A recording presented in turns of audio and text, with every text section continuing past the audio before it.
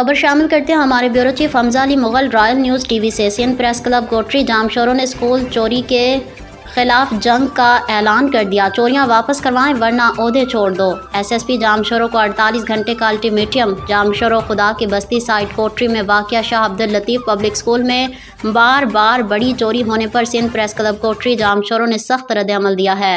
Press club کے general secretary Sikandar علی Buledi, information secretary حمزہ علی مغل، اویس رضا Shoro, Idris پمر، ERY کے cameraman بدر سولنگی، حیدر علی مغل اور دیگر صحافی رہنماؤں اور مشاورت سندھ آل پرائیویٹ اسکولز مینجمنٹ ایسوسی ایشن کے رہنما اصغر علی مغل نے احتجاج میں واضح کیا کہ 48 گھنٹے میں کارروائی یا تو SSP جام شورو اسکول کے تمام چوری شدہ اشیاء میں واپس کروائیں ورنہ استعفیٰ دیں۔